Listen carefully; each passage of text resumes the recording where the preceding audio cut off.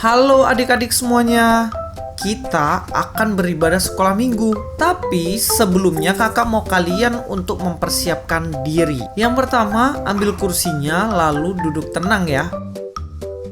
Bermainnya nanti setelah selesai ibadah bisa dilanjut. Selama ibadah jangan bermain.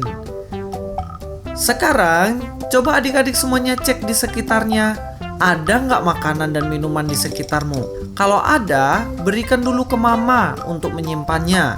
Ingat ya, harus memperhatikan kakak-kakak yang sedang memimpin ibadah. Selain itu, adik-adik juga harus mengikuti gerakan guru-guru sekolah minggu. Tapi harus dengan cara yang tertib. Kalau sudah siap, ayo kita beribadah.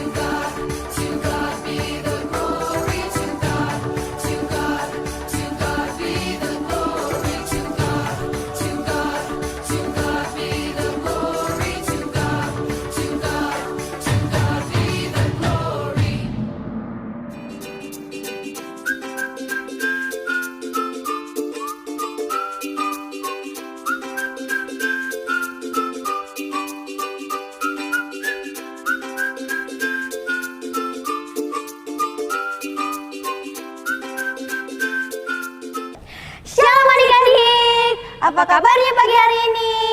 Kakak harap kita semua dengan keadaan baik-baik saja. Pagi hari ini yang akan menemani adik-adik untuk beribadah adalah Kakak Uli dan Kakak Jessie di sini.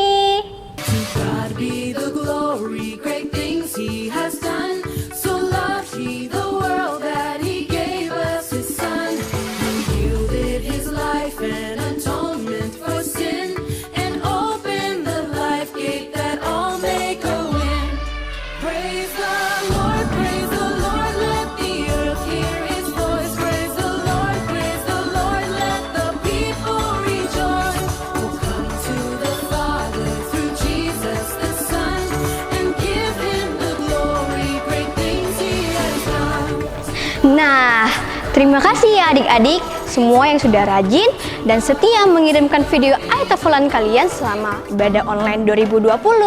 Kakak Uli tahu adik-adik yang di rumah sudah sangat berusaha. Tapi kakak percaya adik-adik di rumah luar biasa hebat. Hebat. Adik-adik, kita berdoa yuk untuk ibadah pagi hari ini. Lipat tangannya, tunduk kepala, kita berdoa.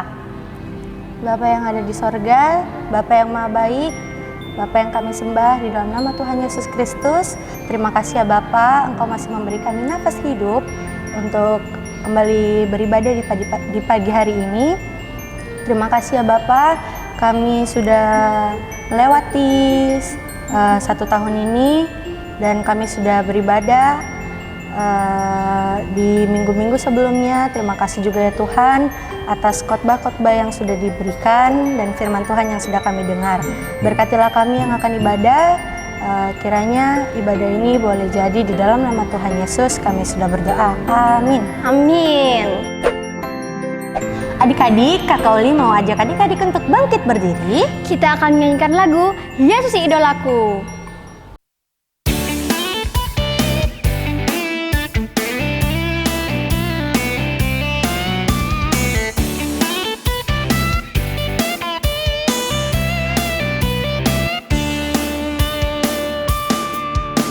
Siapa idolamu dan yang paling engkau suka? Sungguhkah dia hebat?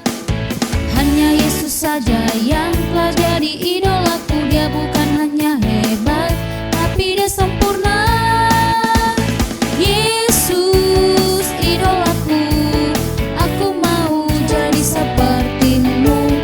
Yesus idolaku, punya hati yang taat di setiap hidupku. Yesus idolaku, ku mau selalu ada di senyummu. Yesus idolaku, tiap hari dibentuk serupa gambarmu.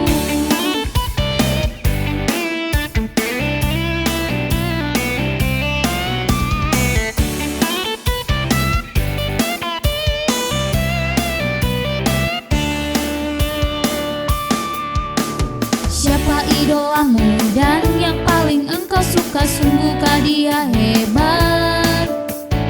Hanya Yesus saja yang telah jadi idolaku. Dia bukan hanya hebat, tapi dia sempurna. Yesus idolaku, aku mau jadi sepertimu. Yesus idolaku, punya hati yang taat di setiap hidupku. Yesus idolaku, ku mau selalu ada di senyummu. Yesus idolaku, tiap hari dibentuk serupa gambarmu.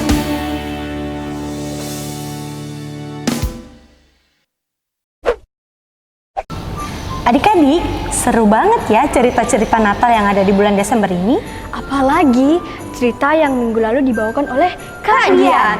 Kak Dian berharap kalian semua yang ada di rumah, adik-adik, semuanya bisa mengerti bahwa Natal itu adalah tentang kelahiran Tuhan Yesus, bukan lagi memperingati Santa Claus. Kak Dian juga berharap kalian lebih menghargai makna Natal. Apalagi Natal kali ini kalian ada di rumah dengan papa mama. Kalian mungkin bisa menolong papa mama, lebih taat lagi sama papa mama, jauhi dosa, dan juga kalian tidak boleh lagi ya sering mengeluh. Adik-adik, mau dengar tidak cerita berikutnya? Pastinya pada penasaran kan? Let's go adik-adik, kita simak video berikut ini.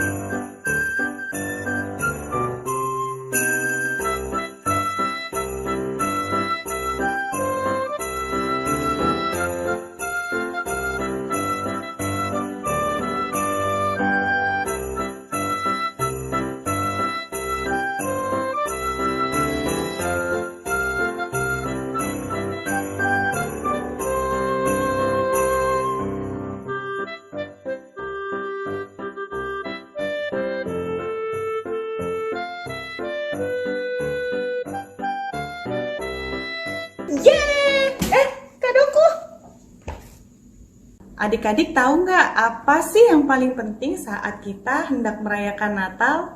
Adik-adik di rumah ada yang tahu nggak? Santa Claus bukan, Kak? Tentu saja bukan. Tapi kita memperingati hari di mana Tuhan Yesus lahir ke dalam dunia ini.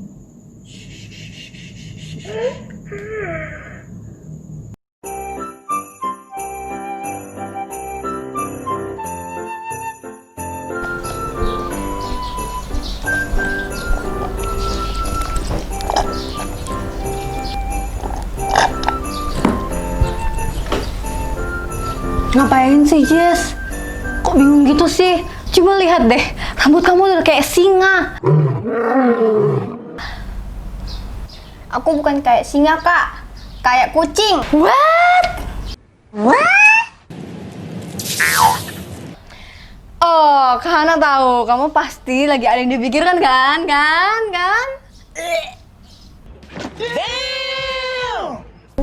Kak, makasih lo baunya. Gosok gigi gak sih? Bau. Iya, tadi soalnya Kak Hana cuma gosok gigi pakai jari. Soalnya cepet-cepet, biar cepet selesai. Kak Hana janji besok pagi bakalan disikat gigi kok, yang bener, yang bersih, biar harum. Lagian kamu ngapain sih di sini? Bukannya tidur malah nonton. Kak, kan Adam dan Hawa itu berbuat dosa. Lalu dosanya itu turun-temurun. Lalu Tuhan kasih juru selamat, yaitu bayi Yesus. Tapi kok kenapa bayi Yesus bukan orang dewasa saja? Kan dari kecil ke dewasa kan lama. Oke, kalau gitu Kak Hana ajak kamu nonton video yang berikut ini ya. Selamat pagi semua anak-anak yang terkasih. Hari ini kakak akan menjawab pertanyaan-pertanyaan yang mungkin membuat kalian semuanya bingung mengenai Natal semua nih. Pasti kalian berpikir, kenapa sih kok Tuhan itu datang ke dunia? Kok kenapa sih Tuhan itu harus jadi manusia untuk menyelamatkan manusia? Kadang juga kita berpikir, loh kok kenapa Tuhan itu lahir jadi bayi, bukan langsung besar aja untuk selamatin manusia?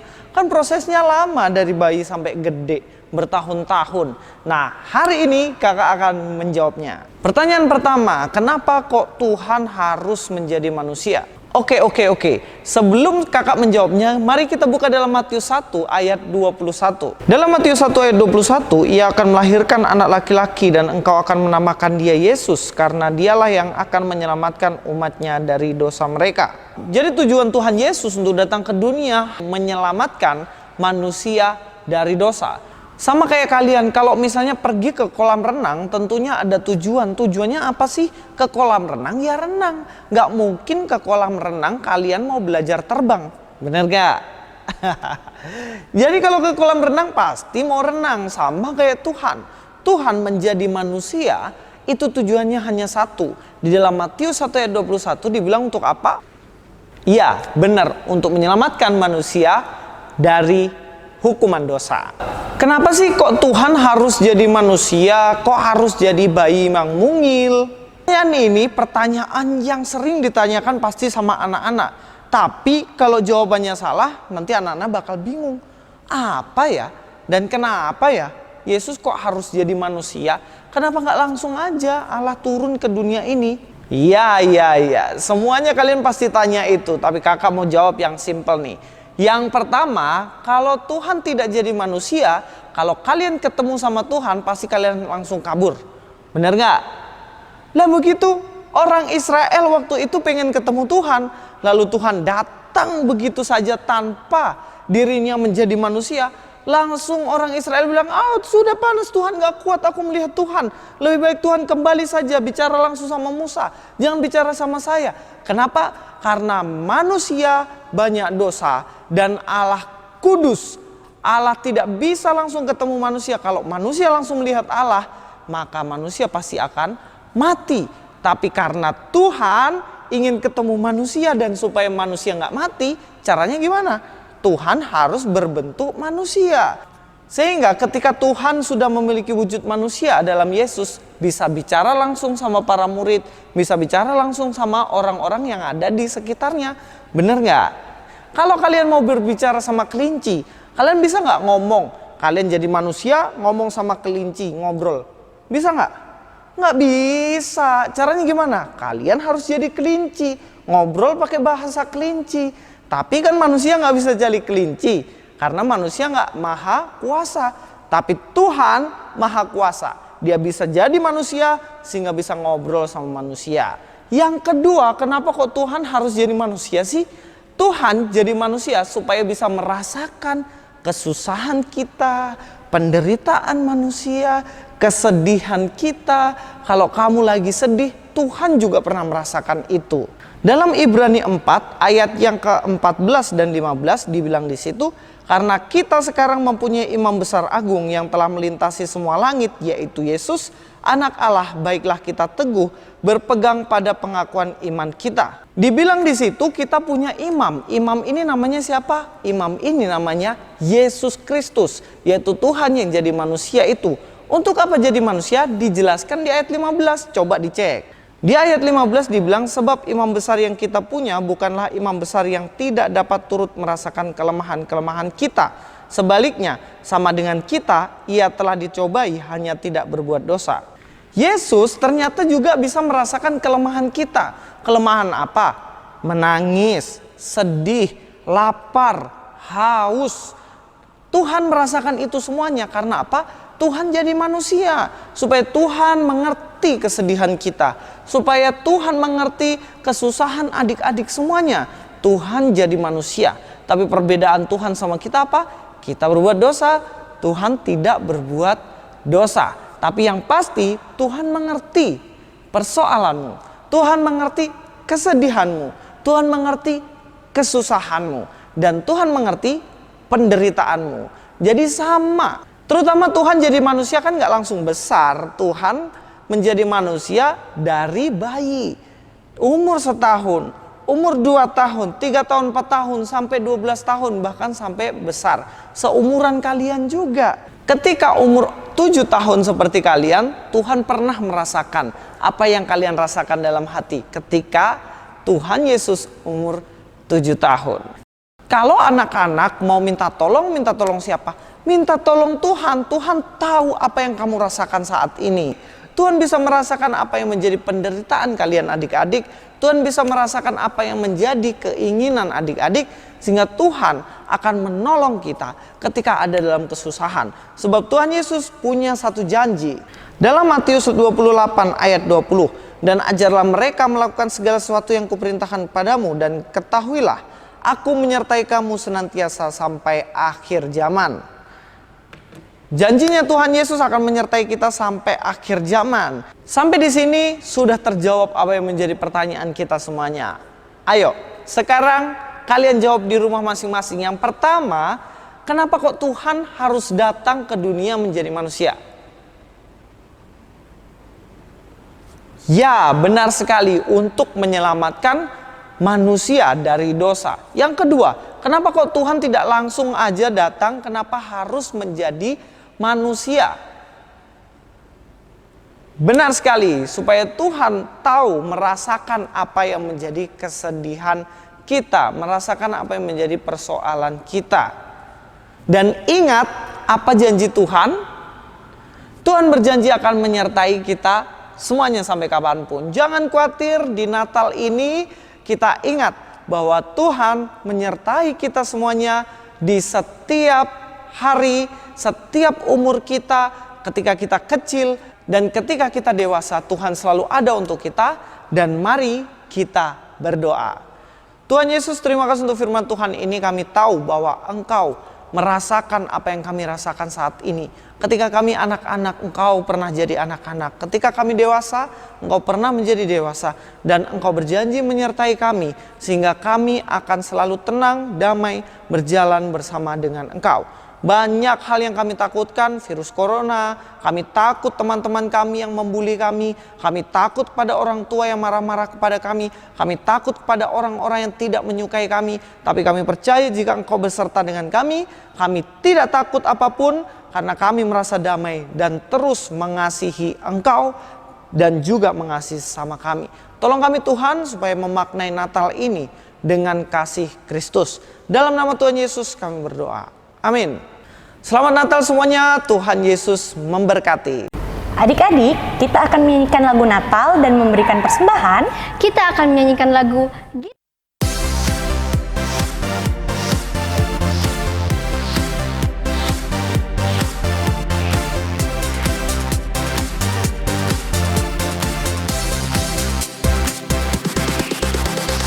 Sesungguhnya anak darah itu akan mengandung dan melahirkan seorang anak laki-laki, dan mereka akan menamakan dia Immanuel, yang berarti Allah menyertai kita. Allah menyertai kita. Sesungguhnya anak darah itu akan mengandung dan melahirkan seorang anak laki-laki, dan mereka akan menamakan dia Immanuel, yang berarti Allah menyertai kita. Allah menyertai kita. Matius 1 ayat 23, isi berita malaikat kepada Yusuf. Matius 1 ayat 23, isi berita akan lahirnya Immanuel.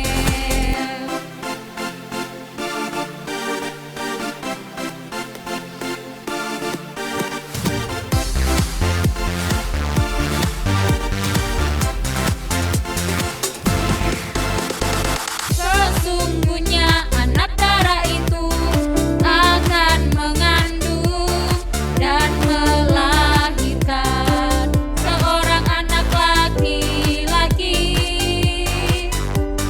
dan mereka akan menamakan dia Immanuel, yang berarti Allah menyertai kita. Allah menyertai kita.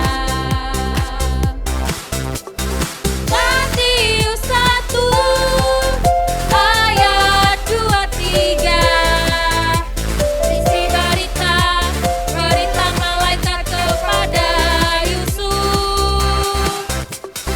Matius 1 ayat 23, isi berita akan lahirnya Immanuel.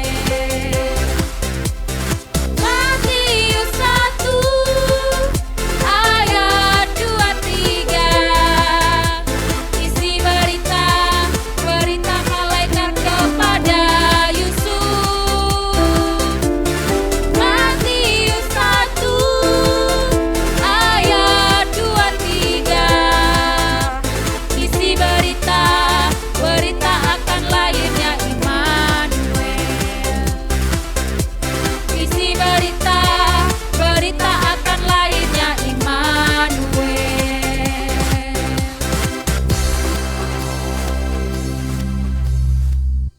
Adik-adik, doa penutup akan dibawakan oleh Bapak Pendeta Karel.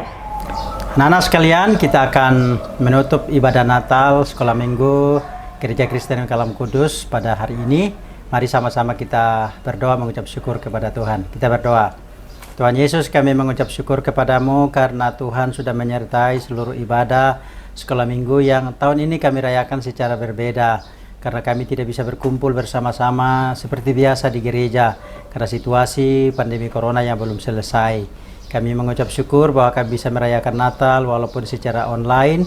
Kami memuji Tuhan karena Tuhan sudah menyertai kami semua, menyertai semua guru-guru, menyertai semua anak-anak, semua orang tua kami. Kami bersyukur karena Tuhan menyertai kami hari ini, dan kami percaya kami juga akan memasuki atau mengakhiri tahun ini dan memasuki tahun baru 2021. Kami percaya Tuhan akan memimpin dan membawa kami menyeberang ke tahun 2021. Terima kasih Tuhan, berkati setiap anak-anak di rumah mereka masing-masing bersama dengan kedua orang tua, semua pekerjaan yang Tuhan percayakan kepada mereka.